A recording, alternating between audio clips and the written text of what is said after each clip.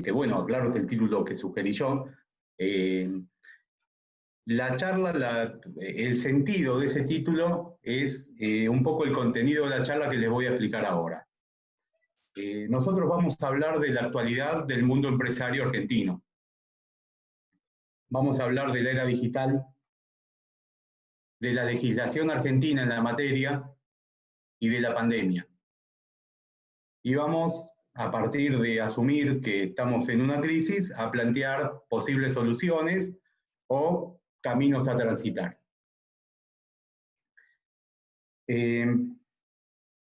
Los que me conocen saben que el análisis de cualquier cuestión, a mí me gusta hacerlo a través de resaltar en primer lugar el análisis de los hechos que nos toca vivir.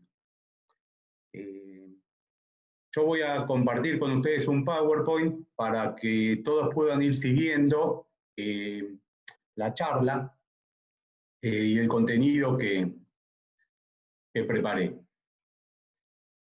Si bien hablamos de fusiones, adquisiciones y crisis en la era digital, lo que estamos queriendo decir es la actualidad de la empresa y la necesidad de financiar la empresa. Por eso hablamos de fusiones, adquisiciones y crisis. Un primer dato, no menor, es que partamos de algún concepto. El concepto que a mí muchas veces me gusta utilizar es esta frase extraída de un libro de Joaquín Garrigues, un gran autor español. Él planteó ya en el año 1933 que en las sociedades no puede dejar de considerarse el subsuelo económico, que está más cerca de la superficie que en ningún otro sector jurídico. ¿Qué quiere decir esto? Esta frase hace referencia al sentido práctico del derecho. El derecho es una ciencia netamente empírica. No podemos hablar de derecho sin analizar la realidad. Y no tiene sentido dar soluciones jurídicas que no se centren en buscar resolver problemas prácticos, problemas reales. Por eso es que vamos a dedicar una buena parte de esta charla a interpretar los hechos, a interpretar ese subsuelo económico y social que vivimos hoy, y a partir de esos datos vamos a analizar el derecho y buscar soluciones. Dividí la charla en tres partes. La primera parte la vamos a dedicar a analizar el impacto de la era digital. Podríamos tratar esto de muy distintas maneras.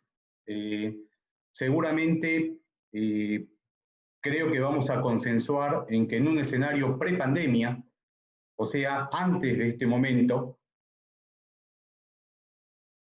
existían algunas realidades que todos vivíamos y que por supuesto también lo vivía la empresa. En primer lugar, la creciente digitalización. Antes de la pandemia todos sabíamos que había una digitalización avanzada en muchos rubros, incluso en nuestras vidas particulares. Hace tiempo que yo leo artículos, leo noticias de diarios que explican que las generaciones más jóvenes miran menos televisión, no porque se dediquen a leer libros, sino porque utilizan otro tipo de fuentes para comunicarse, otro tipo de fuentes para acceder a información. Utilizan la conexión a Internet a través de tablets, a través de computadoras, a través de celulares. Y esa digitalización también fue llegando en distinta medida y dependiendo de las distintas regiones del mundo y los diferentes países a las empresas. Una característica derivada de la digitalización es la globalización. El mundo digital ya de por sí es globalizado, porque con solo un clic conectándote a Internet accedes a contenidos de toda parte del mundo en tiempo real, para el uso que le quieras dar, para estudiar, para trabajar, para ofrecer tus servicios, para ofrecer un producto o para entretenerte. Otro dato importante de la realidad es que la digitalización y globalización no se centran únicamente en la cuestión de acceder a la tecnología, sino que son un verdadero cambio cultural, social y por ende económico, que nuestro mundo vive ya hace varias décadas. Y por lo tanto, tiene un necesario impacto en la materia empresarial. No podemos desconocer que la materia empresarial es parte del mundo y por lo tanto, lo que le importa a la gente influye en la realidad de las empresas. Pero si cambiáramos o agudizáramos un poco más la visión y quisiéramos analizar cómo fue la influencia directa de la digitalización a nivel empresarial, tendríamos que entender que la era digital, como me gusta llamar a este momento, en realidad tiene un origen que vamos a analizar seguidamente, pero es parte de una evolución propia del capitalismo. Joseph Schumpeter, un economista austríaco, dijo en algún momento que el capitalismo es un proceso de destrucción creativa. Con esto quería significar que los cambios tecnológicos, las nuevas ideas, la incentiva emprendedora, provocan cambios constantes, la muerte de industrias viejas, el nacimiento de nuevas actividades empresariales. Y la era digital, sin duda, que fue un gran disparador para todo esto. ¿Cuándo empieza a nivel comercial, de manera clara y con el alcance que nosotros le damos hoy, esta era digital? Consultando varias fuentes, en general, se busca el origen del concepto, del origen de esta etapa en 1989, cuando Tim Berners-Lee crea la famosa WWW, World Wide Web, o Red Informática Mundial. Desde que todos tenemos acceso a Internet de la manera en que lo hacemos hoy, también nacen las empresas por Internet, o llamado en los términos técnicos que suelen utilizar quienes hablan de estos temas, los emprendedores.com. Estos emprendedores.com se desarrollan principalmente a través de la actividad de las empresas que se generaron en Silicon Valley. Empresas que impactaron e impactan en todo el mundo y provocan cambios en todas las demás empresas. Provocan cambios culturales, provocan cambios sociales y provocan cambios económicos. Veamos, por ejemplo, solo cité dos ejemplos para que son, creo, más que suficientes para entender lo que estoy queriendo decir. En materia de empresas de noticias y comunicación, Google, Facebook, Twitter, todas empresas nacidas en Silicon Valley, pasaron a tener una influencia dominante en el mercado. A esto se sumaron otras empresas que hacen lo mismo, a veces de los mismos operadores, como puede ser Instagram. En definitiva, la manera de comunicarnos y la manera de informar cambió. Ya no era el dueño de la comunicación el que tenía una imprenta e imprime un diario. Hoy la comunicación va a otra velocidad y esta velocidad la permite Internet. La compraventa de productos. La compraventa de productos cambia desde que aparecen intermediarios a nivel global que hacen llegar a distintas partes del mundo y en poco tiempo los productos que vos quieras adquirir. Amazon y eBay son dos grandes ejemplos de esto. Y a su vez, otras empresas generadas también en el entorno de Silicon Valley generaron cambios sustanciales al punto de destruir imperios. El ejemplo que citan la mayoría, que es más que claro, es el del alquiler de películas. De ir a alquilar a Blockbuster, pasar a un negocio y entrar, empezamos a verlas directamente desde nuestra casa a través de la plataforma de Netflix. Blockbuster desapareció. Y en cambio a Netflix le aparecieron y le siguen apareciendo nuevos competidores, pero que utilizan el mismo paradigma. Son nuevos competidores, pero que hacen lo mismo que Netflix, desde otro lugar.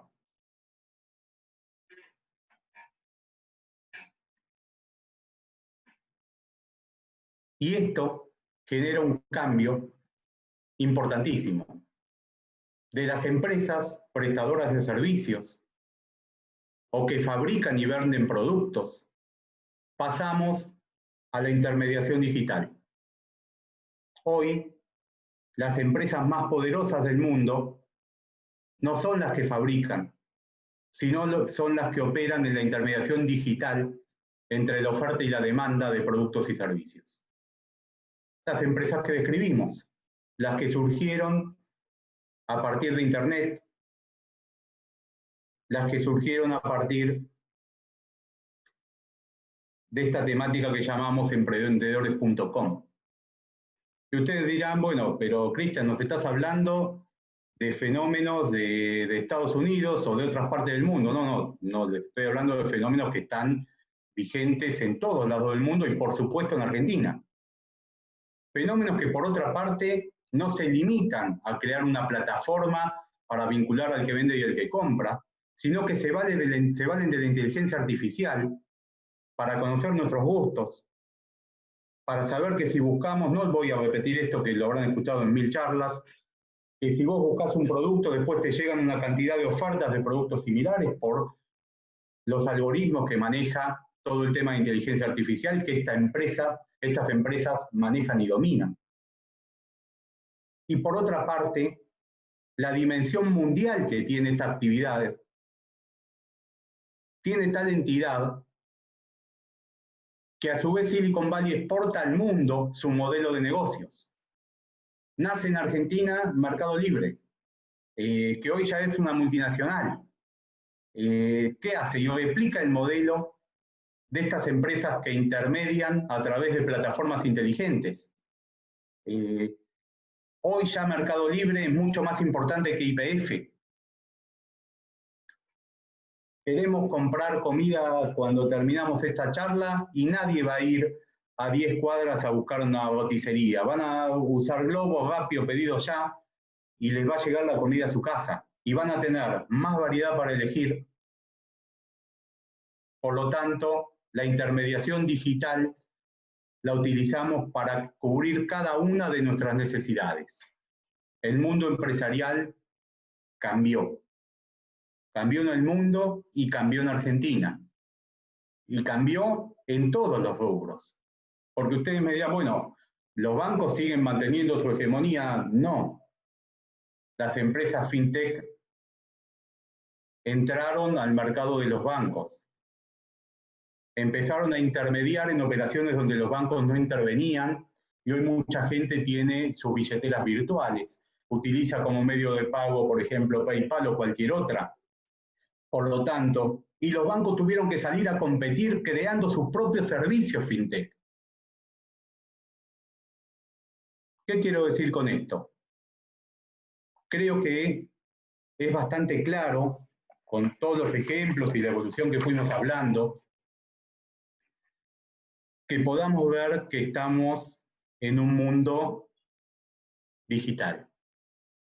Que mucho de la economía que vivimos cada día y de la realidad empresaria transita digitalmente. Y entonces podemos sacar una primera conclusión. La era digital es un dato de la realidad. ¿Es bueno o es malo? Depende cómo pensemos. Depende cómo pensemos. si nuestra concepción ideológica tiende a ver a estas empresas siliconizadas, si queremos llamarlo,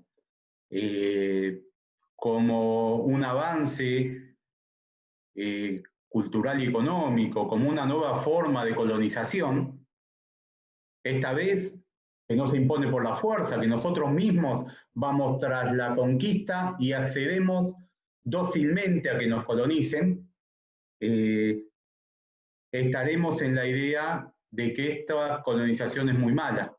Por eso la palabra que utilizamos es colonización. Eric Sadin, un filósofo francés, escribió un libro muy bueno de esto, con quien yo no comparto nada de lo que dice, pero el libro es muy bueno, que dice La siliconalización del mundo, la irresistible expansión del liberalismo digital. Ese es el nombre del libro. Si a alguien le interesa el tema, le aconsejo que lo lea. O por el contrario, podemos encontrar que la digitalización nos coloca frente al desarrollo del mundo de los negocios, entrando un nuevo paradigma y por lo tanto planteando el análisis de la realidad desde otro ángulo. No es que una conclusión pueda ser mejor que la otra, son formas de pensar. El dato de la realidad es que la era digital está entre nosotros.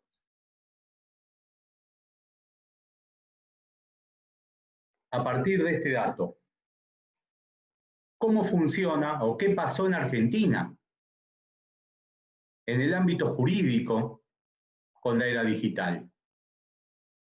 Las empresas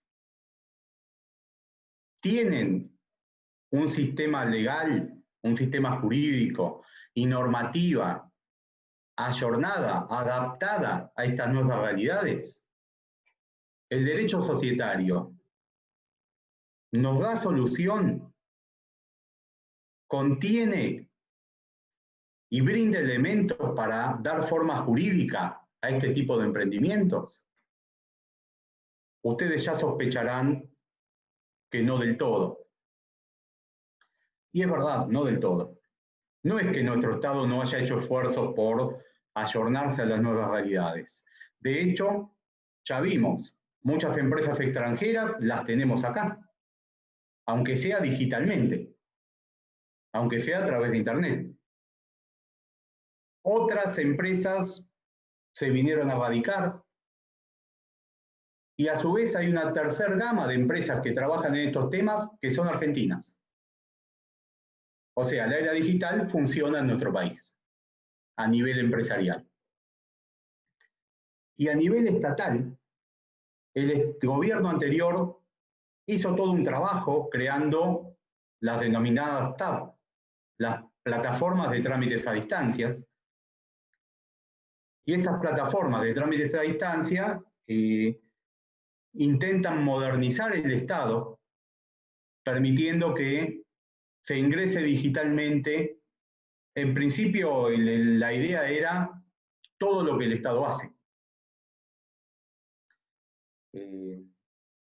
Con este nuevo gobierno, entre el poco tiempo que lleva y la pandemia, la realidad es que no hubo avances significativos en esto, salvo una aplicación específica para circular y normativa en contra de la digitalización a nivel societario, que son normas de IGJ sobre las que vamos a hablar en alguna parte de la charla. Pero si tenemos que mirar en general, tenemos que decir que el derecho societario y en general el derecho argentino va aceptando que el cambio digital es una realidad y que por lo tanto el derecho debe dar soluciones a esta nueva era. En primer lugar, un hecho muy importante, y es que desde que se debate el Código Civil y Comercial, que fue una realidad a partir de 2015, ustedes habrán visto que sus redactores, lejos de legislar solamente normas, hicieron hincapié en todos los fundamentos del anteproyecto, en las charlas que fueron dando, en los libros que escribieron. sobre la necesidad de no regular en base a normas, sino en base a principios, y sobre la necesidad de interpretar esos principios para dar solución a los temas jurídicos que existen y están vigentes. Entonces, todo este tema de la interpretación en base a principios, que en derecho se estudia tanto en la teoría de la argumentación, donde autores como Dworkin o Alexis son pioneros, son temas que en nuestro derecho están instalados y se aplican. Y tienen mucho que ver con la era digital, porque la era digital se caracteriza por la rapidez, por la inmediatez. Y entonces una norma escrita que necesita todo un trámite de aprobación no puede dar solución a una realidad que cambia constantemente. Para captar desde el derecho esa realidad, es imprescindible trabajar en base a principios. Un segundo dato importantísimo, ya en materia estrictamente societaria, es que a partir del Código Civil y Comercial y la modificación que la 26994 introduce en la materia societaria, se abandona como eje del sistema societario el principio de tipicidad. Cuando estudiábamos sociedades, en la época en que me tocó estudiar a mí, la materia societaria tenía como un eje central que las sociedades debían ser típicas. Y había un artículo, el 17 de la Ley de Sociedades, que decía que la sociedad atípica era nula. Bueno, hoy el principio de tipicidad ya no es el eje del sistema y existen sociedades atípicas. ¿Qué significa esto? Que nuestro legislador entiende que en la estructura jurídica de los negocios hay que dar más margen a un ámbito de libertad, a la autonomía de la voluntad como un principio rector de la materia. Es un cambio sustancial. Cambio sustancial que se traduce en normas concretas. La primera es la misma Ley General de Sociedades, con la 26994, que permite en la sección cuarta las sociedades simples. ¿Qué son las sociedades simples? Son sociedades inventadas por los particulares, sin normas típicas, sin exigencias, no sometidas a elementos esenciales, tipificantes ni no tipificantes, o sea, regidas enteramente por la autonomía de la voluntad. De la mano de esto, también se legisla en un ámbito donde se le da una extensión que no tenían hasta entonces, en el Código Civil y Comercial, los contratos asociativos, que pasan a estar legislados a partir del artículo 1442 del Código Civil y Comercial, teniendo una parte general de contratos asociativos que permiten crear los negocios y la estructura jurídica de los negocios a medida, y legislando a su vez los 4 contratos asociativos de los que la doctrina venía hablando. Es otra manera de disponer por parte del legislador o de poner a disposición de los particulares estructuras jurídicas para dar forma a las empresas basadas en la autonomía de la voluntad. Ya teníamos en nuestro derecho los fideicomisos, que siguen la misma línea, pero en la Ley 26994 fueron profundizados. Y además de todos estos que ya son de por sí importantes avances, hubo un avance muy significativo a partir de la Ley 27349, que introduce en nuestro derecho a las SAS, las sociedades por acciones simplificadas. Las SAS no son un invento argentino, son un invento francés, que el mundo fue adoptando directa o indirectamente. Por ejemplo, si analizáramos el derecho europeo, desde que aparecen las SAS en Francia, aparecen en los demás países europeos legislaciones parecidas o la modernización de tipos sociales abandonados buscando lo mismo que las SAS dan, mayor agilidad, mayor autonomía de la voluntad. Por ejemplo, alguien me dirá, bueno, pero en Italia no se legislan las SAS. No, no se legislan, pero se crea una modificación en materia de SRL, ayornándola totalmente e introduciéndole un ámbito de libertad para arreglar su funcionamiento, que la aleja de ese molde o de esa tipicidad que tenían en el año 1800 cuando nacen en Alemania. ¿Qué características tan importantes tienen las SAS para que las mencionemos de esta manera? Primero, cuando se habla de las SAS se la suele llamar, así la llamaban los doctrinarios franceses, la sociedad contrato. Para diferenciarla de la sociedad típica, donde el molde jurídico ya lo daba la ley, y para explicar que el molde de la SAS, o sea, la manera en que se va a estructurar la empresa que utilice una SAS como contenido jurídico, se va a moldear a partir de lo que las partes quieran. Pero no es esta la única ventaja de la SAS. También es una ventaja de la SAS su agilidad. Una agilidad para constituirla, una agilidad para llevarla. Porque todos los libros y la constitución se llevan de manera digital.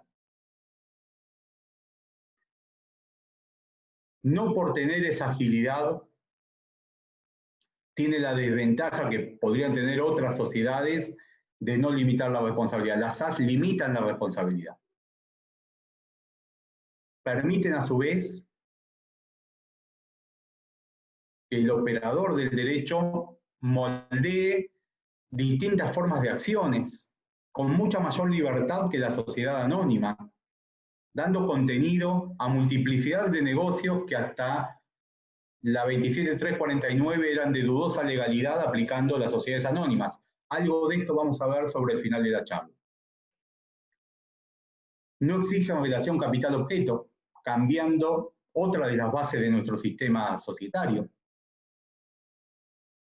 Bueno, claramente flexibilizan el principio de tipicidad y admiten la unipersonalidad. Las SAS se pueden constituir como sociedad unipersonal, sin tener que estar observadas por IGJ o por la Dirección de Personas Jurídicas a nivel provincial de manera constante. O sea, pueden ser unipersonales y no estarán regidas por el 299, no están sometidas a un control estatal permanente. A su vez, nuestro Estado, cuando las ideó, permitió que adoptando un estatuto modelo, la SAS se inscriba en 48 horas, obtenga quit de manera inmediata y el derecho a abrir una cuenta bancaria en todos los casos. ¿Por qué son un éxito las SAS? Las SAS son un éxito a nivel empresarial por todos estos elementos. Aurelio Gurría Martínez, un gran autor español que vive en Singapur, tiene un muy buen trabajo sobre este tema y dice que las SAS son un paradigma de innovación jurídica. Él dedica mucho de su trabajo a analizar a nivel macro las legislaciones. Y él, analizando a las SAS, dice, la SAS es la última gran innovación del derecho societario a nivel mundial. Y esto se traduce en consecuencias económicas, en facilitar la creación de negocios, en permitir el desarrollo de las empresas. La SAS es el punto más alto de esta innovación de incorporar la autonomía de la voluntad al mundo societario.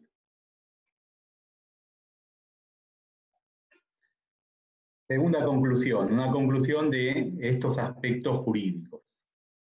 Como lo reflejamos en la primera conclusión con el mundo digital, todo admite dos miradas. En nuestro derecho, nada menos que Nielsen entiende que las SAS son un instrumento de fraude y del lavado de dinero. Hoy Nielsen es Inspector General de Justicia. En consecuencia, desde inicios de 2020 dictó una cantidad de normas en la Inspección General de Justicia que hacen que las SAS pierda muchas de las ventajas que la legislación le dio. Después podremos discutir si se extralimitó, si la función de reglamentación que hizo en realidad es una forma de legislación y no es válido, si es inconstitucional que una norma de IGJ cambie una normativa de fondo a nivel nacional como es una ley. Pero sin duda Nielsen se propuso combatir las SAS. La resolución general de este año 20, la 5, la 9, la 11, y siguen. Sumado a esto, ayer leo en las noticias que hay un proyecto de un diputado que, haciéndose eco de algo que quiso implementar Nielsen y no pudo, estarían presentando o presentaron ya un pedido para suspender la constitución de SAS por 6 meses.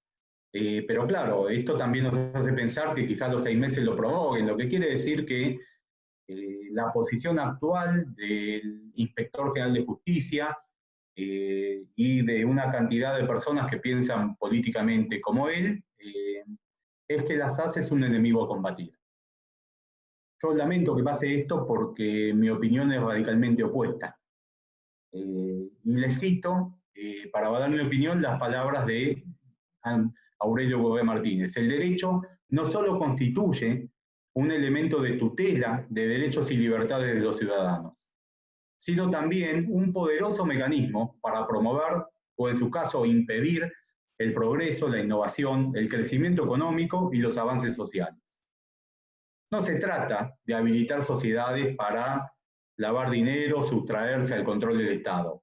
Pero si el mundo reconoce un instrumento útil y ágil en la SAS para promover estructuras de negocio, y en el poco tiempo que lleva legislado en nuestro país, ya superaron en cantidad de constitución a la CSA y a la CSRL. Pensemos que alguna ventaja encuentra el ciudadano común en su constitución. Bueno, este es el panorama del derecho societario argentino en la materia. Y vamos a ver ahora una última parte de la charla sobre el impacto de la pandemia en la problemática que estábamos describiendo, o en la realidad que estábamos describiendo, y sobre las soluciones de las que disponemos para superar el momento de crisis que supone la pandemia. Otra vez vamos a centrarnos en el análisis de hechos.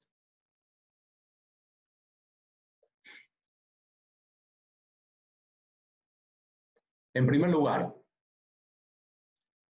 ¿cómo impactó la pandemia en el mundo empresario, en la realidad que describimos desde el inicio de la charla? Sin duda, funcionó como un acelerador. Hasta antes del inicio de la pandemia, podíamos discutir, podíamos pensar qué tan digitalizado está el empresario argentino. Yo creo que la pandemia nos volcó, porque la pandemia viene de la mano de este aislamiento que estamos viviendo, bueno, nos volcó a lo digital de una manera que nunca habíamos tenido antes. O nos conectamos digitalmente o no nos conectamos. Lo digital dejó de ser una materia a trabajar, a desarrollar, para ser una realidad tangible. Nadie de ustedes se asombró de que esta charla sea por Zoom. Y seguramente para ninguno de ustedes esta es la primera vez que entran a esta plataforma.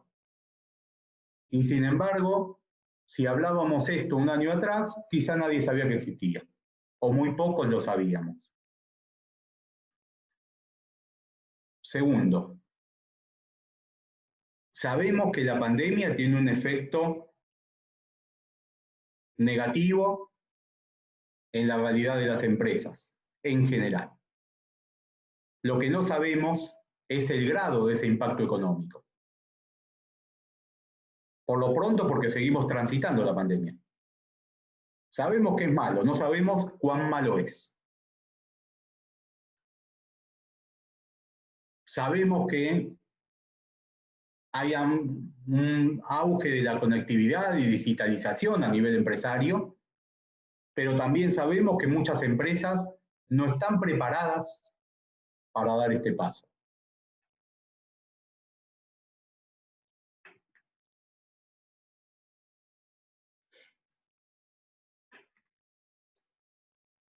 Vivimos como una realidad la paralización de la actividad económica, lo que conlleva una pérdida del valor de las empresas. El otro día leía un paper de un profesor de Harvard que decía que las sociedades cotizantes habían perdido, esto es de abril, entre un 30 y un 50% de su valor dependiendo del rubro.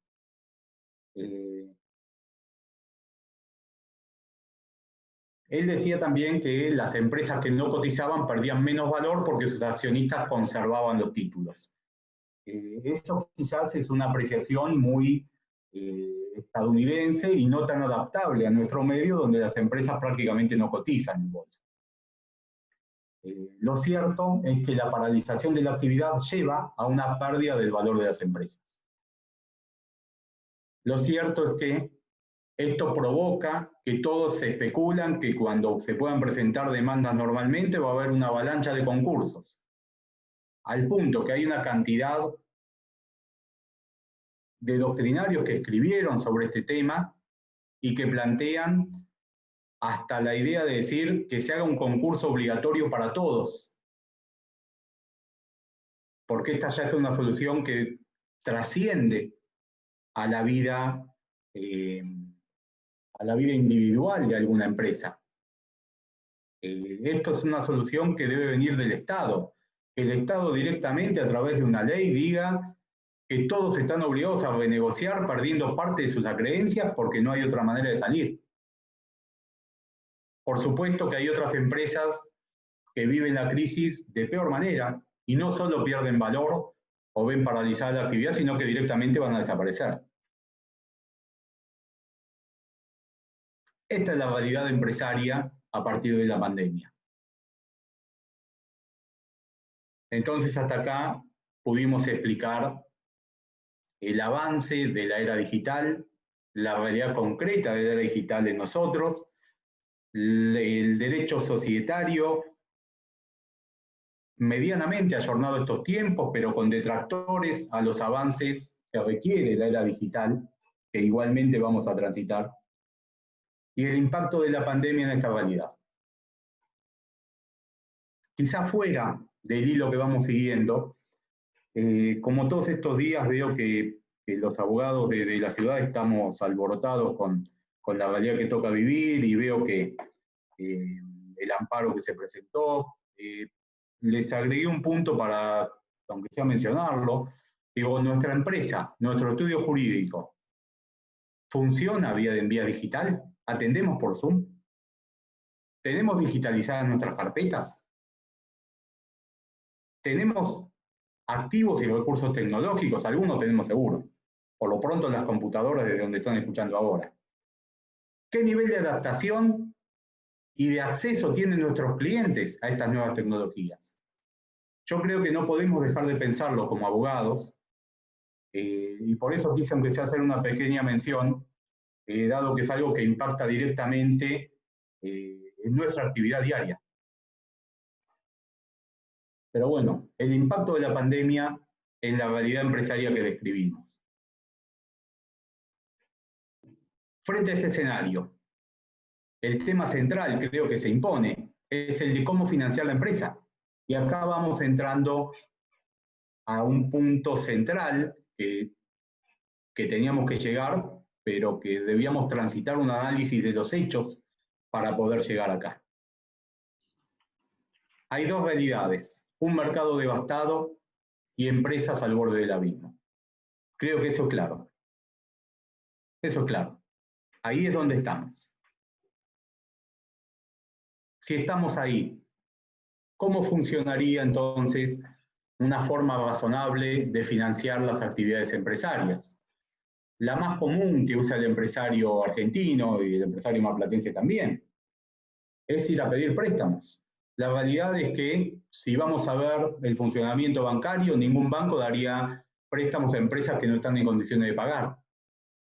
Por eso aparecen algunos autores diciendo que tiene que haber préstamos blandos masivamente, que los tramiten directamente las cámaras de las distintas actividades empresarias, quizás a tasa cero. Obviamente, en bancos oficiales los privados no lo van a querer dar. Bueno, puede ser. Lógicamente que en una realidad de un país endeudado, macroeconómicamente comprometido, pensar que el Estado va a poder financiar a todas las empresas es complejo. Es complejo. Seguramente no es un camino que va a dar soluciones. Vemos que el Estado dicta normas de emergencia, contribuyendo a las empresas que soliciten en el pago de salarios y gastos operativos, pero yo escuchaba algunas notas periodísticas que decían, bueno, pero a mí me pagan hasta el 50% de estos gastos, y la otra mitad, ¿con qué la pago? Claro, la realidad es tal que ante la paralización de la actividad empresaria no alcanza con una ayuda, muchas veces. Entonces creo que hay que pensar en otras alternativas de financiación. Y puntualmente yo voy a hablar de 3 alternativas de financiación. La primera es esta, la financiación bursátil, esa que estudiamos en la facultad, que todos sabemos que existe, que lo vemos en películas extranjeras, pero que el argentino no usa. El empresario argentino no cotiza sus títulos en bolsa, no está acostumbrado en general, sobre todo el PYME, a trabajar en la bolsa. La CNB tiene líneas para pymes, tiene líneas para empresas sustentables a tasas mejoradas, líneas para emitir obligaciones negociables, me refiero. El artículo 1820 del Código Civil y Comercial, en mi opinión, es bastante creativo, innovador, permite crear títulos valores destinados a la oferta pública a cualquier sociedad. Pero en la práctica no se usa. Estas son alternativas que a mediano plazo pueden captar dinero de inversores, y quizás sea este un buen momento para pensar en un cambio de mentalidad también en este sentido. Otra línea de alternativas de solución son las alternativas típicamente societarias. Muchas de estas alternativas son fáciles de concretar en la estructura jurídica de SAS y no son tan sencillas de concretar en sociedades anónimas o en SRL. Pero la autofinanciación no solo se da a partir de suscribir acuerdos societarios de reinversión de utilidades. La autofinanciación se puede dar a través de las denominadas acciones sectoriales. En el grupo de investigación trabajamos sobre un caso donde se plantearon las acciones sectoriales. ¿Qué son las acciones sectoriales para el que no maneja este tema? Bueno, como muchos institutos vienen del derecho estadounidense, se la llama allá tracking shares o tracking stocks. Y es la posibilidad de que una unidad de negocios de la sociedad tenga un socio externo, uno o más. Esto permite que una sociedad inicie un proyecto determinado en un área de la empresa y que ese proyecto tenga una vida independiente o cuasi independiente al resto de la organización, incorporando un socio que quizás financie el proyecto. ¿Cómo veo a veces este tipo de proyectos? Yo creo que hay 2 grandes variantes de utilización de las tracking shares. Una es cuando la sociedad tiene una nueva línea para desarrollar, pero no tiene capital propio, y entonces se incluye un accionista que financia el proyecto y se incorpora como socio, pero solo del proyecto. Se le dan acciones sectoriales, que será una clase de acciones emitida para el proyecto. Y otra es al revés. La sociedad podría financiar un proyecto, pero este proyecto lo desarrolló alguien que no pertenece a la estructura. Entonces, crean una unidad de negocios, asignan acciones para esa estructura e incorporan un socio industrial, si quieren llamarlo, o que aporta el know-how para desarrollar la unidad. En cualquier escenario, esta nueva unidad de negocios que se sustenta a partir de esta clase de acciones que llamamos sectoriales,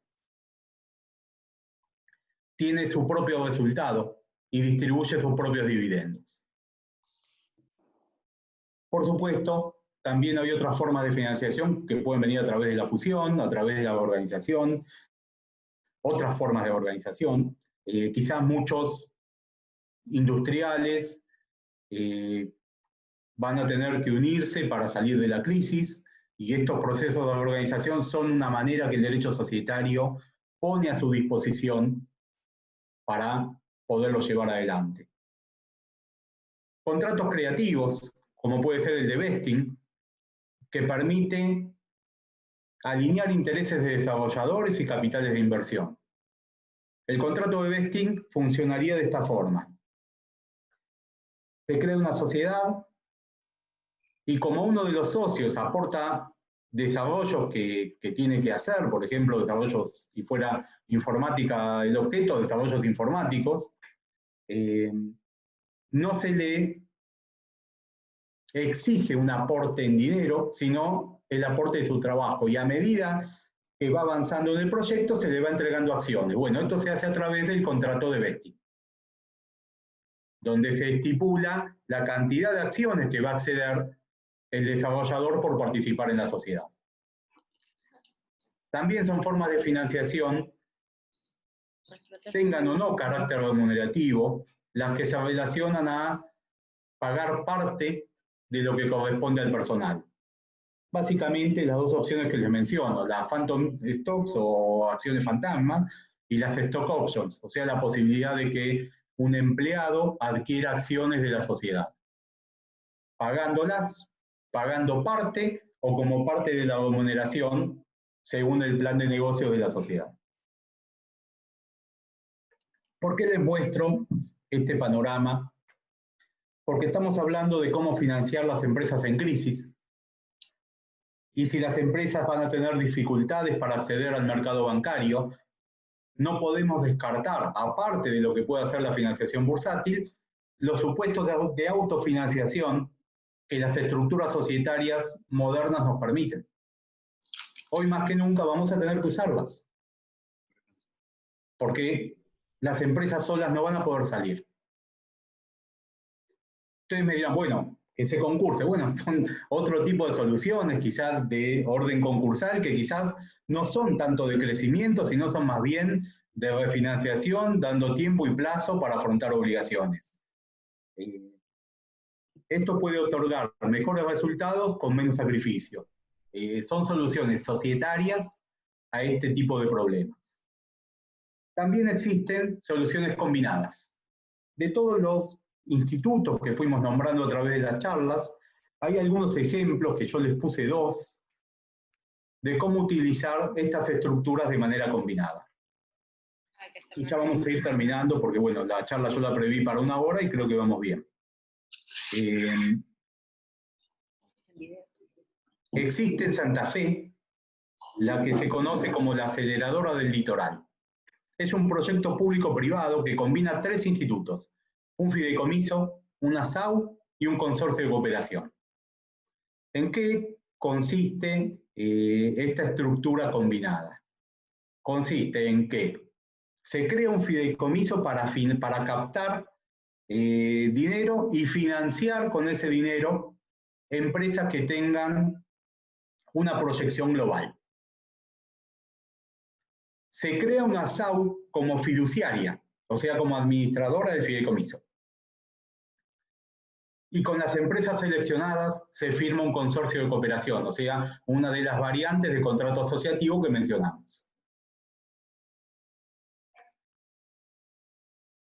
Y entonces el fideicomiso, que actúa a través de la sociedad anónima unipersonal, que es su fiduciario, financia hasta el 50% de los gastos operativos y administrativos de la sociedad para obtener un repago a medida que la sociedad pueda progresar. Lógicamente, esto exige que se seleccione muy minuciosamente quién va a acceder a este tipo de contratación. Pero esto también permite que desarrollos con un gran potencial encuentren una forma de financiación razonable para tener un crecimiento adecuado y acceder a los mercados mundiales. Este proyecto acelerador del litoral no se centra en empresas de proyección nacional, sino en empresas de escala global, teniendo a veces dedicadas al agro, otras veces a tecnología. Son quizás los rubros que yo más investigué que decidieron financiar a través de este emprendimiento que viene funcionando desde el 2017.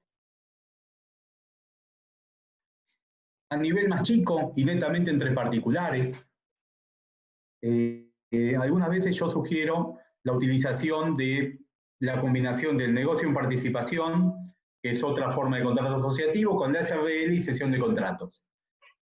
¿En qué caso se utiliza esta forma de financiación? Bueno, ustedes saben que la SRL, a diferencia del SA, no admite clases de cuotas sociales. La cuota social es única y entonces no podés tener un símil a acciones sectoriales. Cuando vos querés financiar, por ejemplo, el otro día en una empresa de ingeniería querían incorporar a un ingeniero que viene ya con toda una clientela. Me dice, pero solo va a trabajar en una unidad de negocios para potenciar esa unidad. Y era una SRL. ¿Cómo conseguimos que entre ese empresario, bueno, en realidad ese ingeniero funciona acá como empresario, aportando un flujo de fondos importantes para el desarrollo de la empresa? Lo conseguimos a partir de un contrato asociativo de negocio en participación. Él aporta a sus negocios, ese es su aporte al emprendimiento común. Y en esa unidad de negocios de la SRL, si bien no va a facturar, porque el negocio en participación solo factura la SRL, va a tener una participación en los resultados. Entonces, la SRL, ¿qué consigue?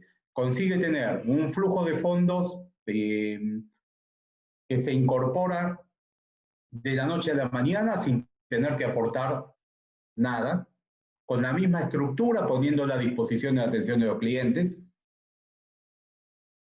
Incorporan un socio que no pasa a formar parte de la estructura societaria, pero participa del resultado del negocio. Y esto lo conseguimos a partir de la combinación de estos tres instrumentos: negocio en participación, SRL, cesión de contratos. Como estas estructuras combinadas hay infinidad. Hay que estudiarlas caso a caso. Tienen como ventaja lograr una forma de financiación totalmente razonable y a disposición de cualquier empresa. Y son mecanismos que fomentan la inversión en sociedades de una manera atractiva para muchos inversores. Bueno, espero haber cumplido las expectativas de toda la gente que se conectó. Solo me restaría explicar en muy pocos minutos, a pesar de que la diapositiva parece larga, estos datos que vuelco acá, que son cuando vamos a invertir en una sociedad, ¿qué vamos a considerar?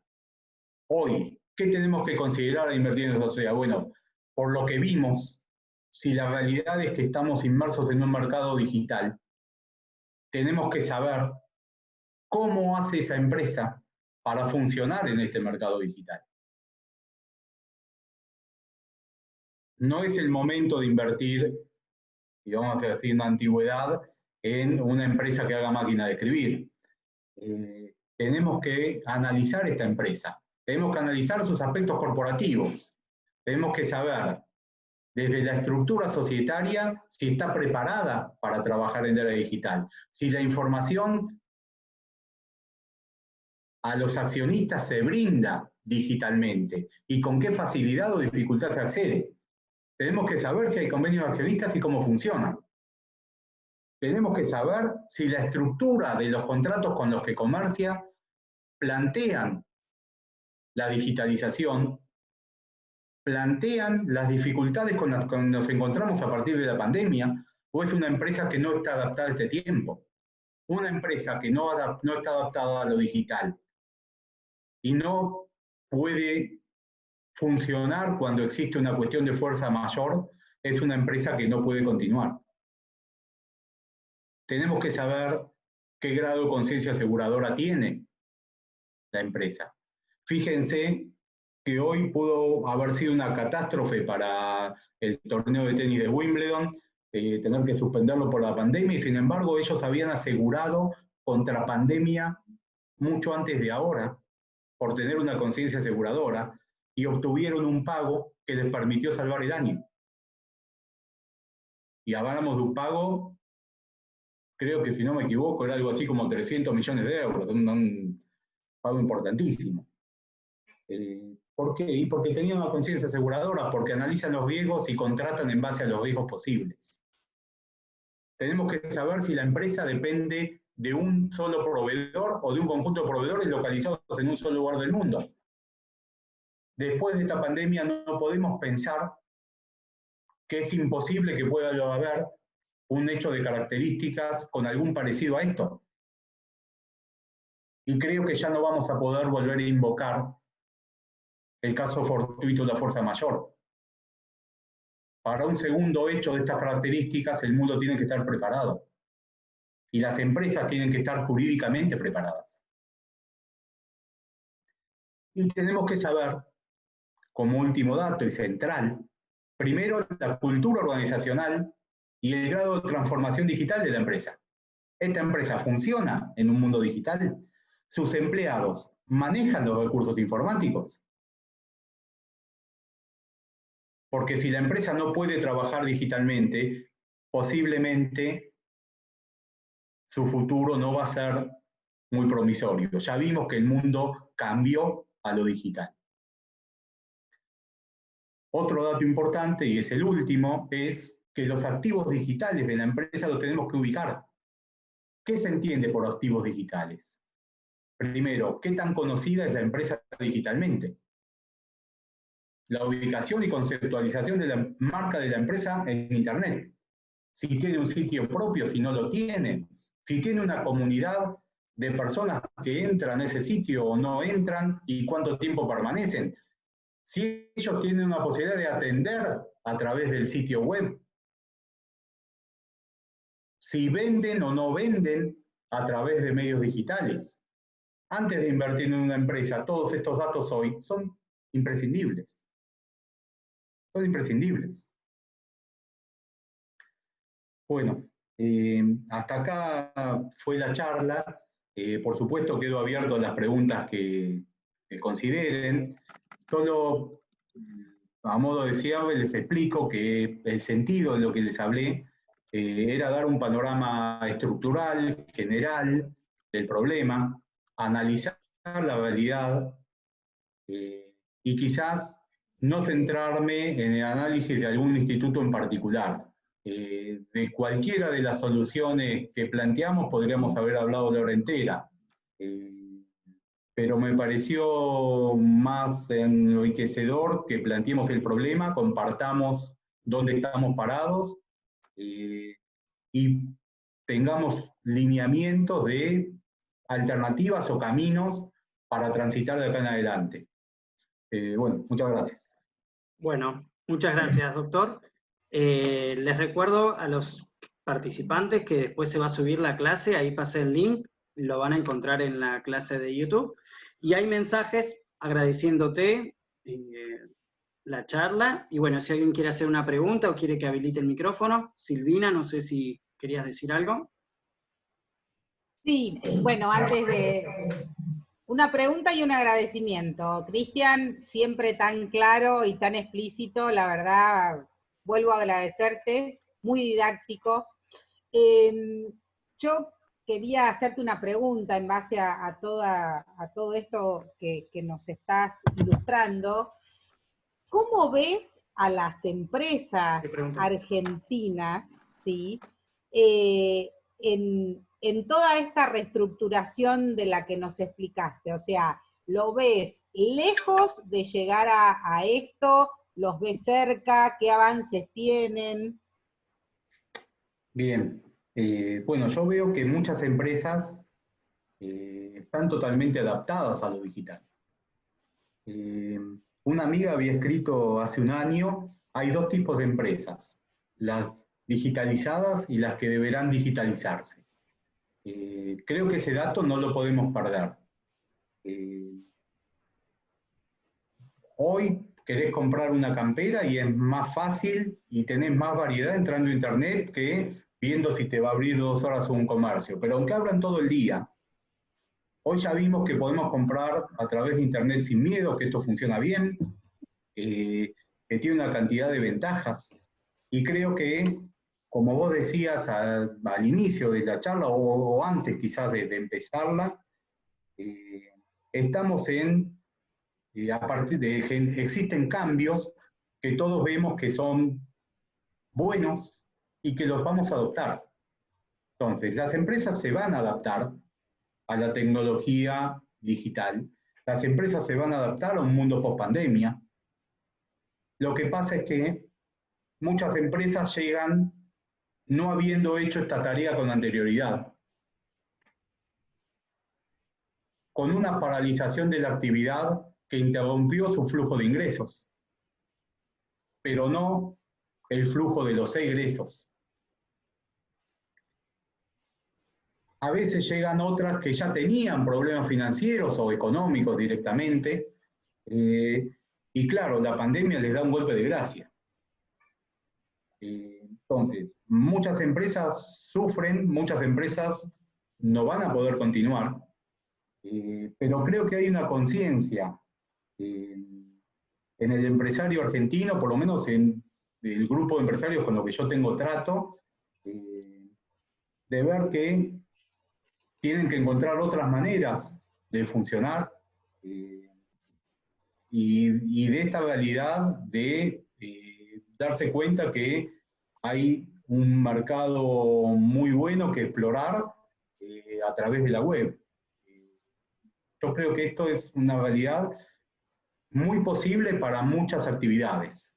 Por supuesto, hay otras actividades que no pueden estar tan directamente relacionadas a la actividad a través de la web. Pero bueno, yo no soy tan negativo. Sí sé que lamentablemente en un país que tenemos un contexto macroeconómico ya delicado desde antes, va a haber una cantidad de empresas que queden en el camino y esto es perjudicial para todos y va a dejar una cantidad de gente sin trabajo, cuando ya había un nivel de desocupación alto. Sí, sí, básicamente entiendo que estos nuevos sistemas de financiación, por lo que nos estás ilustrando, a los que los tomaron por sorpresa les va a ser difícil acceder, y a los que ya venían instrumentando esto o teniéndolo en mira, posiblemente lo puedan aprovechar. Bueno, yo lo último que te quería preguntar en relación a esto es, ¿y qué nivel de protección jurídica vos ves que existe en estos sistemas de financiación que nos propones? O sea, ¿nos ves desde la legislación interna, lógicamente, fuertes en cuanto a la protección, o ves que todavía tenemos un sistema débil y que le faltaría incorporar muchos de estos elementos? Yo lo que veo es esto. Primero, distingamos dos grandes ámbitos. Todo el mercado de valores está muy bien legislado, con modificaciones recientes de los últimos años, adaptado para captar inversiones. El tema es que ahí hay una cuestión de la realidad, y es que mucha gente nunca se volcó a invertir en la bolsa. Creo que ahí hay un nivel de seguridad alto, pero hay un gran desconocimiento en el potencial inversor. Las soluciones que planteé como combinadas o las soluciones estrictamente societarias.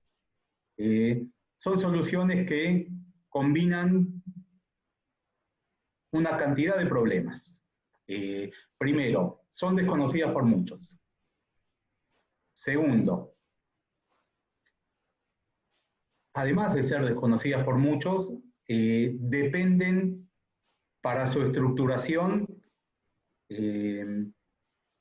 primero, de poder ver, bueno, la utilidad se ve cuando alguien te lo explica, eso creo que no es tan complejo. Si yo te digo, vamos a crear una unidad de negocios y vos te asociás a la unidad, lo entiende cualquier empresario. No hace falta explicarle el trasfondo de la regulación impositiva y contable de acción sectorial para que entiendan la utilidad. Pero la estructuración del negocio se hace mucho en base a la autonomía de la voluntad. Por lo tanto, la protección es contractual. Y es muy importante entonces la manera en que se instrumenta.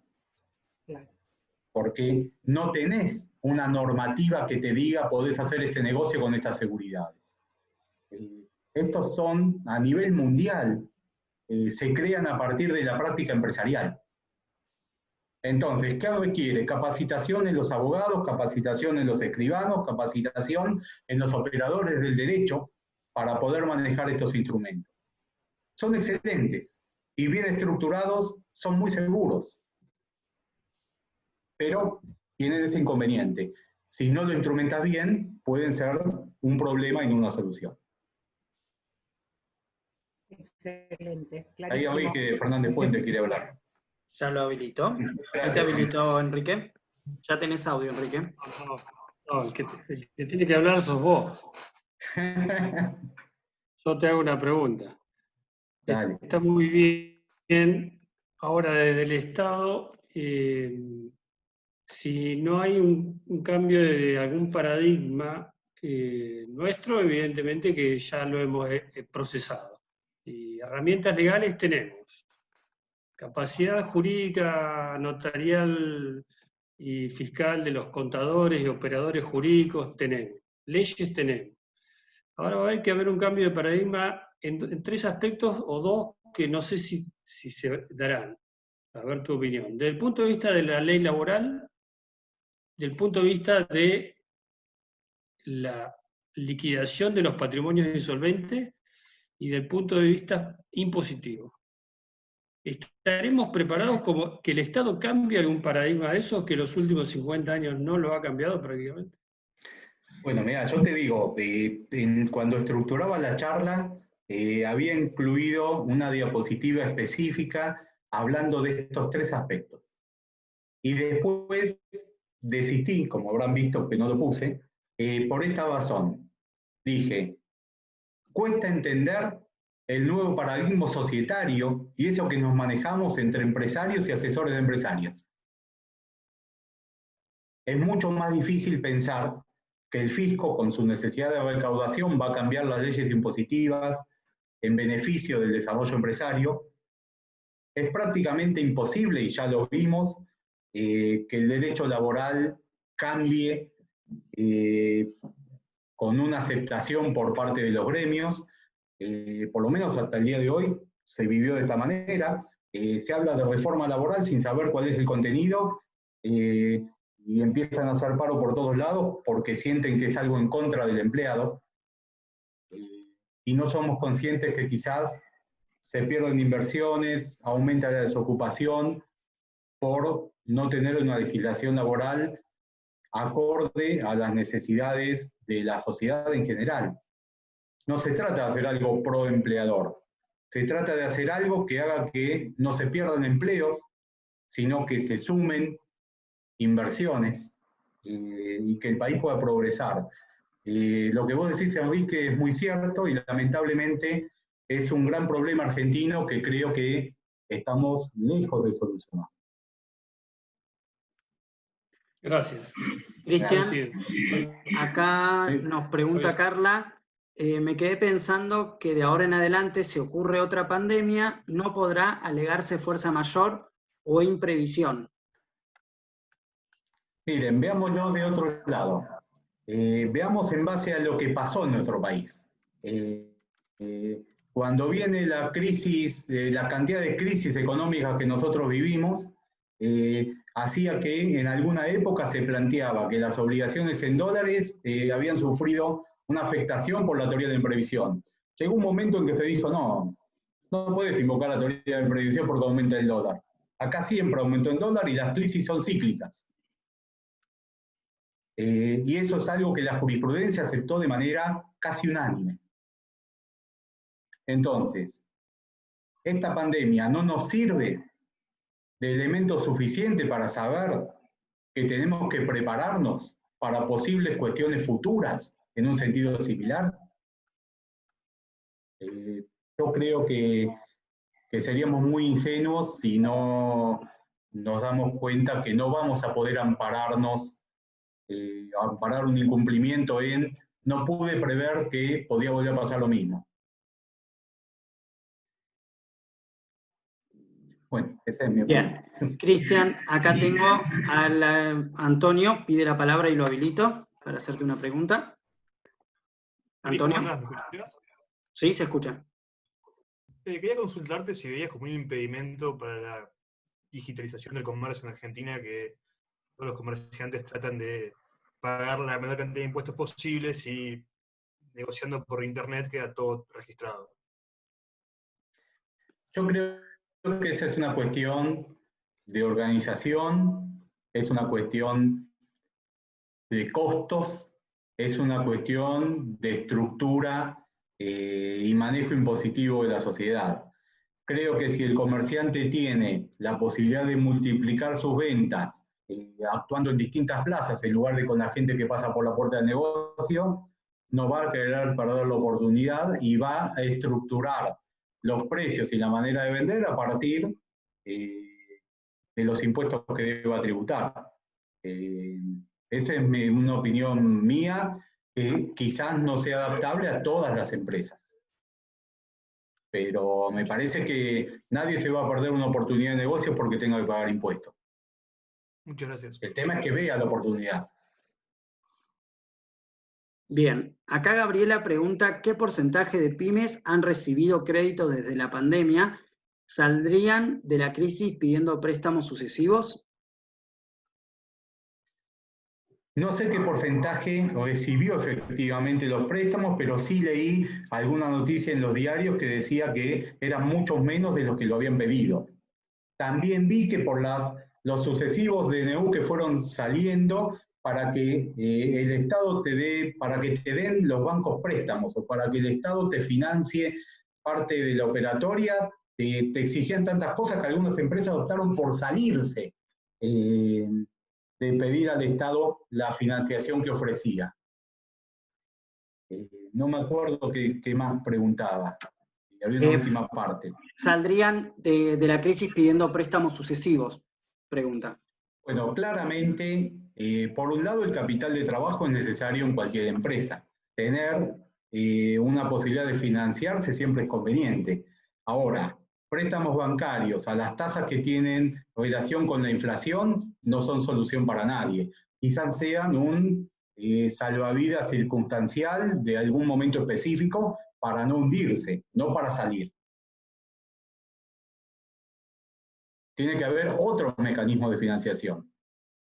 Tiene que haber otras soluciones. Por eso hablamos mucho de la autofinanciación y de la inversión en sociedades a través de bolsa. Me parece que hay que pensar más en ese otro tipo de alternativas que en buscar como única solución el préstamo bancario, y más si es un préstamo bancario repetido, para pagar un sueldo, para pagar el del mes que viene y para pagar el del mes que sigue, ¿no? Eso no nos puede nunca servir para salir adelante.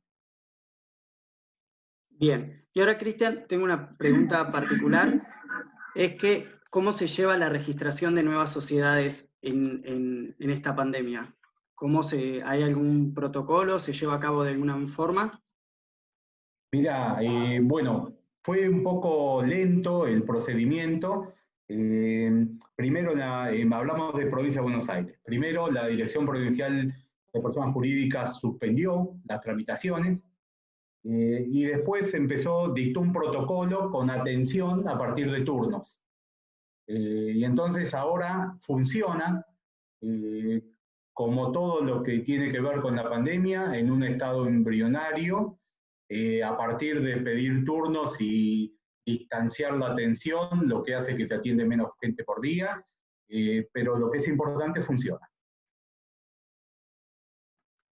Muy bien. ¿Alguien más tiene alguna pregunta para el doctor?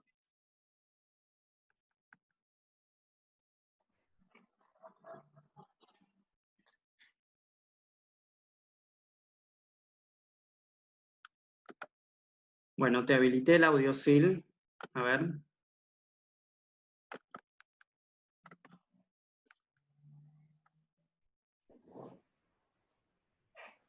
Bueno, no, yo ya no quiero ser pesada, obviamente. No tengo más nada para consultar, porque la verdad que ha sido más que claro. Está muy bueno, creo, este ida y vuelta que se da sobre el final, porque creo que aprendemos todos con esto, y bueno, lo que yo por ahí siempre le digo a los chicos en clase, que la duda de uno puede beneficiarnos a todos. Así que, bueno, muy claro, seguramente dentro de un tiempito como este tipo de actividad, creo que lo vamos a tener por un largo tiempo. Posiblemente podamos ahondar en el tema y, bueno, seguir teniendo el placer de poder escucharte. Bueno, muchas gracias, me gustó mucho y espero que haya sido de alguna utilidad. Chao, hasta luego. Gracias, Chao, hasta luego, doctor. Muchas gracias a Franco también, ¿sí? No nos olvidemos de él, que nos ha acompañado durante toda la tarde. Él va a desgrabar las clases y nos las va a transmitir para que todos las puedan ver por el canal de YouTube. Así que gracias, Franquito. Gracias, Sil. De nada. Gracias.